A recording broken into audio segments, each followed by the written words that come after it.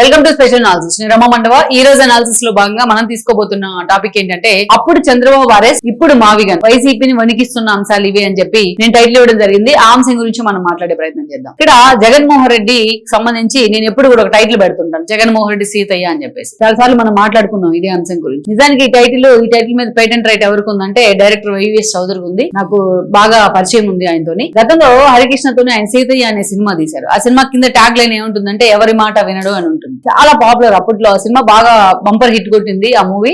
అప్పటి నుంచి కూడా ఎవరైనా మన మాట వినని వాళ్ళు ఎవరైనా ఉంటే వాళ్ళు ఎవరే వీడి సీతయ్య మన మాట వినరు అంటాం. అలాగా ఈ టైటిల్ జగన్మోహన్ రెడ్డికి పర్ఫెక్ట్ గా యాప్ట్ అవుతుంది. వైఎస్ చౌదరి ఆ రోజు హరికృష్ణకి పెట్టారు కానీ సినిమాకి టైటిల్, ఈ రోజు జగన్మోహన్ రెడ్డికి మాత్రం ఈ టైటిల్ పర్ఫెక్ట్ గా యాప్ట్ అవుతుంది అనేది వాస్తవం. ఇక్కడ చూసినట్లయితే ఎందుకు యాప్ట్ అవుతుందంటే జగన్మోహన్ రెడ్డి అదే పందాలో తాను వెళ్తా ఉంటారు కాబట్టి, తాను బట్టిన కుందేటికి మూడే కాళ్ళు అంటారు కాబట్టి, తాను ఎవరు చెప్పినా తను అనుకున్నదే తను చేస్తా ఉంటారు కాబట్టి, ఎప్పుడు ఏది చేయాలో అది చేయడు కాబట్టి, అందుకే అతన్ని కరెక్ట్ గా సీతయ్య అని పిలిస్తే సరిపోతుంది. ఆ పేరు తీసేసి ఈ పేరు పెట్టుకోవాలి. ఇప్పుడు ఏ విషయంలో మనం మాట్లాడుతా ఉన్నాం అంటే లేటెస్ట్ గా మావిగా గతంలో చూస్తే చంద్రబాబు నాయుడు అరెస్ట్. ఆ పార్టీలో సీనియర్ నేతలు చాలా మంది ఉన్నారు, ఎక్సలెంట్ స్ట్రాటజిస్ట్ లో ఉన్నారు. ఆ పార్టీలో మనం చూస్తే ఫైనాన్షియల్ అంశాల మీద ఒక బుగ్గన రాజేంద్రనాథ్ గాని, రాజకీయ అంశాలకు వచ్చేటప్పటికి ఒక బొత్స సత్యనారాయణ, ఒక ధర్మాన్ లాంటి వాళ్ళు కానీ, మంచి వాయిస్ ఉంది, పార్టీ కోసం అండగా నిలబడిన ఒక శ్రీకాంత్ రెడ్డి, అదేవిధంగా కోరుముట్ల శ్రీనివాస్ లాంటి వాళ్ళు కానీ, ఇలాంటి వాళ్ళు ఎంతో మంది ఉన్నారు. జగన్మోహన్ రెడ్డి ఎవ్వరు సలహాలు కూడా తీసుకునే ప్రయత్నం చేయడు, వాళ్ళు ఒకవేళ ఇచ్చినా వాటిని ఇంప్లిమెంట్ చేసే ప్రయత్నం చేయడు, అసలు విన్ననుకుంటానే. అలాంటి పరిస్థితుల్లో జగన్మోహన్ రెడ్డి తీసుకున్న నిర్ణయాలు ఆ పార్టీని చాలా దెబ్బేస్తా ఉంటాయి. చాలా నిర్ణయాలు తీసుకున్నారు, సెల్ఫ్ గోల్స్ వేసుకున్నారు ఆయన చాలా విషయాల్లో. తల్లి చెల్లిని ఇబ్బంది పడుతున్న దగ్గర నుంచి అనేక విషయాల్లో, వివేకానంద మర్డర్ కేసు విషయంలో సిబిఐ ఎంక్వైరీ వెనక్కి తీసుకోవడం దాకా, తండ్రి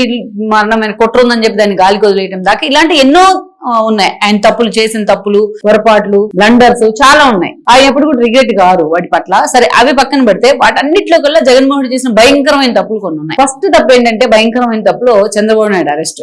చంద్రబాబు నాయుడు తనని ఎప్పుడు కూడా జైల్లో పెట్టించారనేది జగన్మోహన్ రెడ్డి ఒక ఇల్యూజన్ లో ఉంటారు. నిజానికి కిరణ్ కుమార్ రెడ్డి ఆ రోజు ముఖ్యమంత్రిగా ఉన్న సమయంలో ఆయన కేబినెట్ లో మంత్రిగా ఉన్న శంకర్రావు జగన్మోహన్ రెడ్డి మీద కేసు వేశారు, సిబిఐ ఈడీ ఎంక్వైరీ జరగాలి ఆయన అక్రమాసుల మీద అని. దాని కేంద్రం ఫోకస్ పెట్టింది. ఆయన మీద సిబిఐ ఈడీ కేసులు కూడా ఆల్రెడీ ప్రూవెన్ ఫ్యాక్ట్స్ అవన్నీ ఆల్రెడీ ఆధారాలతో సహా చార్జ్ షీట్లు ఫైల్ అయినాయి. ఎంతో మంది జైలుకి వెళ్లారు. జగన్ ఒక్కడే కాదు, జగన్ తో పాటు విజయసాయి రెడ్డి దగ్గర నుంచి శ్రీలక్ష్మి దగ్గర నుంచి అందరూ కూడా జైలుకి వెళ్లే ప్రయత్నం జరిగింది ఆ రోజున, మోపీదేవి దాకా. సో ఆ రోజు ఏం జరిగిందంటే ఆ పిటిషన్ లోకి టీడీపీ ఇంప్లీడ్ అయింది.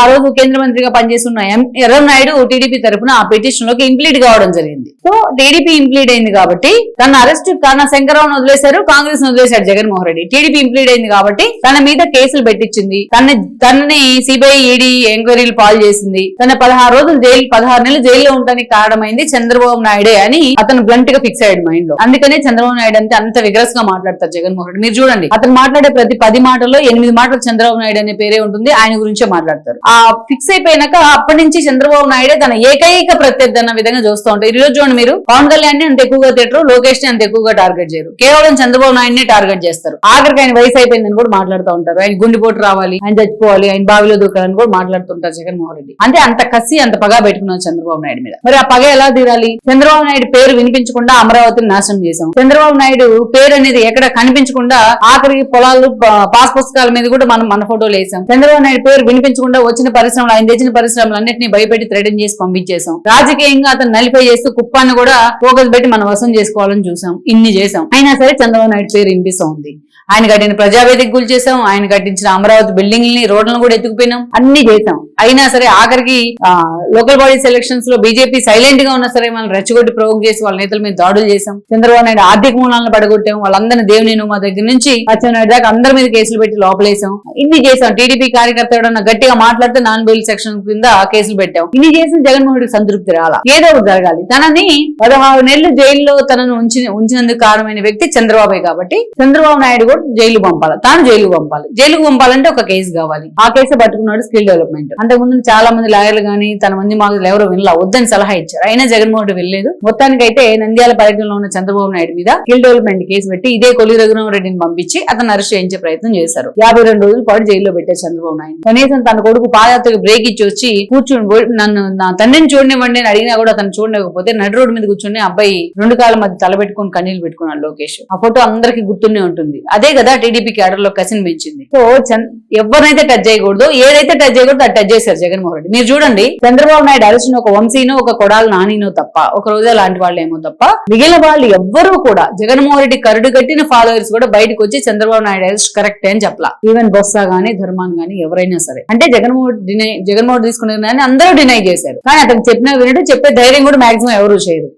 అతను తీసుకున్న బ్లండర్ మిస్టేక్. సో అదే కదా టీడీపీ క్యాడర్లో ఆ లోకేష్ కన్నీళ్లు పెట్టుకున్న ఫోటో కసిన్ పెంచింది. అక్కడ పవన్ కళ్యాణ్ వచ్చి మద్దతు తెలిపిన తర్వాత జనసేన క్యాడర్ మొత్తం టీడీపీకి అటాచ్ అయింది, పొత్తులు కన్ఫర్మ్ అయ్యాయి. అదే విధంగా చూస్తే బీజేపీ కూడా వచ్చి వాళ్ళతో జతకలిసింది. సో చంద్రబాబు నాయుడిని ఎవరైతే టచ్ చేయకూడదు, ఏ టైంలో అయితే టచ్ చేయకూడదు అలాగే టచ్ చేశారు జగన్మోహన్ రెడ్డి. మొత్తం ప్రపంచం అంతా మాట్లాడింది చంద్రబాబు నాయుడు గురించి. ఐటీ ఎంప్లాయీస్ ముందుగా రోడ్డు మీదకి ఎక్కితే మొత్తం టీడీపీ క్యాడర్ ఎక్కడికక్కడ రోడ్డుకి నిరసనలు తెలిపితే మొత్తం ప్రపంచ వ్యాప్తంగా ఉన్న అనేక దేశాల్లో టీడీపీ సానుభూతి పరులు, చంద్రబాబు నాయుడు ఫాలోయర్స్ ఆయన కోసం నిరసనలు, దీక్షలు చేయడం జరిగింది. ఒక వ్యవస్థ కోసం చేస్తారేమో కానీ ఒక వ్యక్తి కోసం చేసిన సందర్భం అది. ఆ స్థాయిలో ఒక నిరసన. మీరు చూడండి, గతంలో తెలంగాణ ఉద్యమం జరిగింది. తెలంగాణ ఉద్యమం కోసం సబ్బండ వర్గాలు రోడ్డెక్కినాయి. అదేంటి, తెలంగాణ వస్తే మా జీవితాలు బాగుపడతాయి, మాకు ఉద్యోగాలు వస్తాయి, మా పిల్లలు బాగా బతుకుతారని ఒక ఆకాంక్ష అది. సో ఎన్నాళ్ళ నుంచి అంచబడిన ఒక ఆకాంక్ష ఉద్యమం పేరుతో బయటకు వచ్చింది అది. అంతేగాని చంద్రబాబు నాయుడు ఒక వ్యక్తి కోసం అంతమంది రోడ్డెక్కిన సంఘటన అది. సో ఈ మొత్తానికి అయితే నాకు తెలిసి ఈ కూటమి ప్రభుత్వంలో ఉన్న పెద్దలంతా కూడా జగన్మోహన్ రెడ్డి థ్యాంక్స్ చెప్పాలి, లైక్ పవన్ కళ్యాణ్ లాగే. సో ఆ రోజు ఆ ఉద్యమం ఆ స్థాయిలో ఉంది కాబట్టి, టీఆర్ఎస్ ఆ ఉద్యమాన్ని హేళన చేసింది కాబట్టి వాళ్ళు ఈ రోజు ఇంట్లో కూర్చొని ఉన్నారు. చంద్రబాబు నాయుడు అరెస్ట్ హేళన చేశారు కాబట్టి.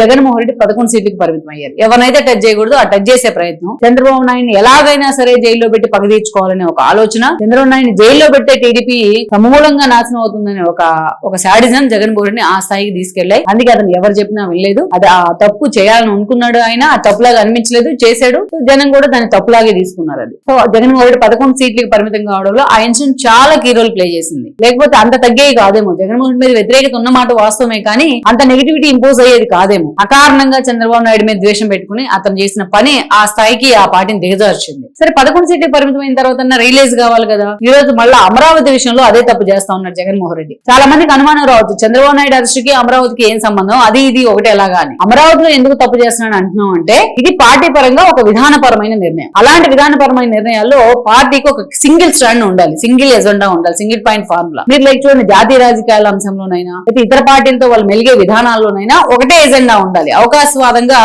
గోడ మీద పిల్లుల్లాగా వ్యవహరించకూడదు. కానీ జగన్మోహన్ రెడ్డి అమరావతి విషయం నుంచి ఇప్పుడు మావిగన్ దాకా అలాగే బిహేవ్ చేస్తా ఉన్నాడు. ఇది ఆ పార్టీకి చాలా బిగ్ థ్రెట్ కాబోతుంది భవిష్యత్తులో. ఎందుకు అంటే మాట తప్పను మడమ తిప్పను అని చెప్తా ఉంటారు జగన్మోహన్ రెడ్డి నిద్రలేస్తే. విలువలు విశ్వసనీయతను నిన్న మొన్న కూడా మాట్లాడారు. ఇతను అమరావతి విషయంలో ఇతని మాట ఎన్నోసార్లు ఇడుపులపై వెళ్ళింది, మడమ ఎన్నోసార్లు తిప్పుకుంటూ కడపెళ్ళింది. అయినా జగన్మోహన్ రెడ్డి మారడు. ఫస్ట్ అమరావతి విషయంలో మీరు చూస్తే తెలంగాణలో అసెంబ్లీ సమావేశాలు జరుగుతుంటే 2014లో చంద్రబాబు నాయుడు అమరావతి రాజధానిగా ఉండాలంటే జగన్మోహన్ లేచి నుంచి సపోర్ట్ చేశారు. ఇంకా కావాలంటే ఎక్కువ ల్యాండ్ పూల్ చేయండి అని చెప్పారు. కాలం శ్రీకృష్ణ కమిటీని మీరు స్టడీ చేయండి, కమిటీ రిపోర్ట్ అని కూడా చెప్పారు. ఆ తర్వాత ఒక పక్క చెప్తారు, ఒక పక్క తన ఎమ్మెల్యే అయిన ఆర్కే అడ్డం పెట్టుకుని అసంతృప్తిగా ఉన్న రైతులు కొందరిని తీసుకొచ్చి వాళ్ళని ప్రొవోక్ చేసి వాళ్ళని కౌన్సిలింగ్ చేసి కేసులు వేయించారు. దాదాపు అమరావతి మీద 5 ఏళ్లలో 100 కేసులు వేయించారు జగన్మోహన్ రెడ్డి. అన్నింటిలో మొట్టికాయలు పడ్డా వేస్తానే ఉన్నారు ఆయన. ఇక ఎన్నికల ముందు నేను వస్తే జగన్మోహన్ రెడ్డి వస్తే అమరావతిని తీసేస్తాడని చంద్రబాబు నాయుడు చెప్పినా, జగన్ మాత్రం నేను వస్తే అమరావతి వెంటే నిలబడతాను, ఇంకా రాజధాని అద్భుతంగా కట్టిస్తానని మాట్లాడితే ఒక ఛాన్స్ అనుకుని జనం ఆయన వైపు మొగ్గు చూపితే మొత్తం వచ్చిన తర్వాత అమరావతిని నిండా ముంచే ప్రయత్నం చేశాడు ఆయన. అమరావతి వద్దు, 3 రాజధానులు ముద్దు అన్నారు. కౌన్సిల్ రద్దు చేసే ప్రయత్నం, సిఆర్డీఎన్ రద్దు చేసే ప్రయత్నం, వైజాగ్ ఏమో ఎగ్జిక్యూటివ్ క్యాపిటల్, అక్కడేమో భూ ఆక్రమణ ఆరోపణలు, రిషికొట్ట గుడ్డు కొట్టాలు. న్యాయ రాజధాని అంటారు. కర్నూలు ఒక ఇటుకు కూడా వేయలేదు జగన్మోహన్ రెడ్డి, ఒక బస్తా సిమెంట్ పోయలేదు అక్కడ కర్నూలు. అమరావతిని ఎగ్జిక్యూటివ్ క్యాపిటల్ ని ఆ రైతుల్ని ఎన్ని కష్టాలు పెట్టాలో అన్ని కష్టాలు పెట్టారు. రైతులు ఎంత దారుణంగా వాళ్ళని చంపడం కన్నా ఎక్కువ పని ఏంటంటే వాళ్ళ క్యాటర్ అసోసియేషన్ చేయడం. చాలా దారుణంగా వాళ్ళ క్యాటర్ గురించి మాట్లాడి వాళ్ళని మానసికంగా హింసించే ప్రయత్నం చేశారు. సరే పోలీసులతో కొట్టించారు, దాడులు చేయించారు, ఇన్ని చేశారు, వాళ్ళ తాలిబొట్ల గురించి కూడా మాట్లాడారు ఆఖరికి. అంత వికృతానందం ఉండేది జగన్మోహన్ రెడ్డి. అమరావతి అనే పేరుని సర్వనాశనం చేసే ప్రయత్నం జరిగింది. మొత్తం అయితే ఈ 5 ఏళ్ల పాటు చాలా సహనంతో వాళ్ళు రోడ్డెక్కే ప్రయత్నం చేస్తారు. వాళ్ళకి మాత్రం ఈ విషయంలో సపరేట్ గా హ్యాట్స్ ఆఫ్ చెప్పాలి ఆ రైతులకు. ఇదంతా జరిగిన తర్వాత మొన్న కూటమి తరపున 3 పార్టీలు వెళ్లి మేము రాష్ట్రానికి ఒకటే అమరావతి రాజధానిగా ఉండాలనే మ్యాండేట్ ని జనం ముందుకు తీసుకెళ్లాయి.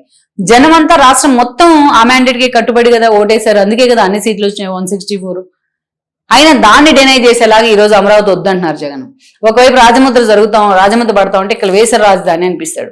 ఒకవైపు కేంద్రం గ్రీన్ సిగ్నల్ ఇచ్చి మోడీ అమరావతి పునర్నిర్మాణంలో భాగస్వామ్యం అయితే తన మంత్రులు బాయ్కాట్ చేస్తా బయటకు వస్తారు. ఒకవైపు ద్రౌపది ముర్ము కూడా గెజిట్ నోటిఫికేషన్ కి ఆమోద ముద్ర వేస్తే ఈ రోజు ఇంకోసారి మావిగన్ అంటా ఉంటాడు. పోనీ దాని మీద చాలా నెగిటివిటీ అయింది, మీరు పక్కన పెట్టండి అని నేతలు మొత్తుకుంటున్నా మావిగన్కి జనం సపోర్ట్ చాలా ఉంది, చాలా చర్చ జరుగుతోంది, మీరు మావిగన్ గురించి జనంలోకి తీసుకెళ్ళండి అని చెప్పి వాళ్ళ నేతలను చావగొడుతూ ఉన్నారు జగన్మోహన్ రెడ్డి. ఇది ఎంత బ్లండర్ మిస్టేక్ అంటే కుమిలిపోతా ఉన్నారు వైఎస్ఆర్సీపీ నేతలు చాలా మంది. మా వాడు చెప్తే ఎండు ఈ స్టాండ్ తీసుకున్న కారణంగా చాలా దెబ్బ పడిపోతున్నాం మేము అని చెప్పి కుమిలిపోతా ఉన్నారు చాలా మంది. మీరు చూడండి, జగన్మోహన్ రెడ్డి మీరు ప్రమోట్ చేయండి జనంలో కంటే ఏ సీనియర్ నేత కూడా మావిగన్ అంట్లా. ఫ్లెక్సీలు పెట్టండి అని చెప్తే అందరు ఫ్లెక్సీలు తీసుకొచ్చి జగన్మోహన్ రెడ్డి ఇంటి ముందు పెట్టారు. రాష్ట్రంలో ఏ ఎమ్మెల్యే ఇంటి ముందు, ఏ వైసీపీ నేత ఇంటి ముందు, ఏ వైసీపీ నేతలు రిప్రజెంట్ చేస్తున్న కాన్స్టిట్యున్సీలో ఎక్కడ మావిగన్ అనే అంశం మీద ఫ్లెక్సీలు లేవు, కేవలం తాడేపల్లిలోనే ఉన్నాయి. It self is a indication కదా. జగన్మోహన్ రెడ్డి అది కూడా అర్థం చేసుకోవట్లా. అతను చేసిన ఒక బ్లండర్ మిస్టేక్ ఏంటంటే మావిగన్ పేరుతో ఒక ఇల్యూజన్ లో ఉన్నాడు. ఆయన ఆ మావిగన్ నే ప్రమోట్ చేసుకుంటా ముందుకు వెళ్తా ఉన్నారు. చంద్రబాబు నాయుడు అరెస్ట్ కరెక్ట్ అయిన ఎలా ఇల్యూజన్ లో ఉన్నాడో ఓటమి పాలైన దాకా సేమ్ ఇప్పుడు మావిగన్ విషయంలో కూడా అలాంటి ఇల్యూజన్ లో ఉన్నాడు జగన్మోహన్ రెడ్డి. సో ఇది కూడా ఒక పెద్ద బ్లండర్ మిస్టేక్ అయితే కాబోతోంది. చంద్రబాబు నాయుడు అరెస్ట్ ఎలా అయితే జగన్మోహన్ రెడ్డి ఇబ్బంది పెట్టిందో ఈ మావిగన్ అమరావతి వ్యవహారం కూడా అంతే జగన్మోహన్ రెడ్డిని నవ్వులు పాలు చేయబోతా ఉన్నాయి.